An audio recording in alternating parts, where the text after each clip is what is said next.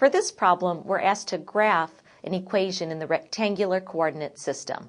So we have the equation y is equal to 2 minus the absolute value of x. We'll select some values from x starting at -3, -2, -1, 0, 1, 2, and 3. These are good numbers to start with, and if we need more numbers, we can always select more when we're done with these.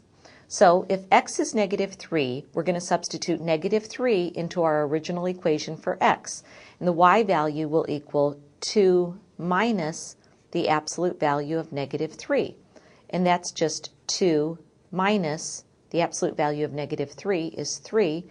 2 minus 3 is -1. Therefore, that tells us when x is -3, y is -1, that's a coordinate on the graph. We're going to do that with these other values for x. So here we go. When x is -2, y equals 2 minus the absolute value of -2, which gives us 2 minus 2, or 0.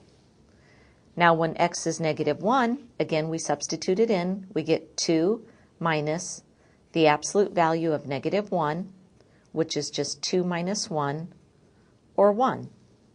Now when x is 0, y equals 2 minus the absolute value of 0, which is just 2 minus 0, or 2.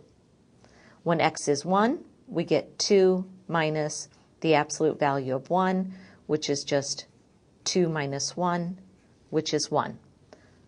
When x is 2, we get y equals 2 minus the absolute value of 2, which is just 2 minus 2, or 0. And finally, when x is 3, we get y equals 2 minus the absolute value of 3, which is just 2 minus 3, or -1. Now it's going to make a lot more sense when we plot these ordered pairs. So let's start at the top. When x is -3, our y-coordinate was -1. So we have 1, 2, 3, -3, -1 right about here. The next coordinate, when x is -2, y is 0. So we plot -2, 0. When x is -1, y is 1. So we go -1, 1. When x is 0, y is 2. So 0, 2. When x equals 1, the y-coordinate is 1. When x equals 2, the y-coordinate is 0.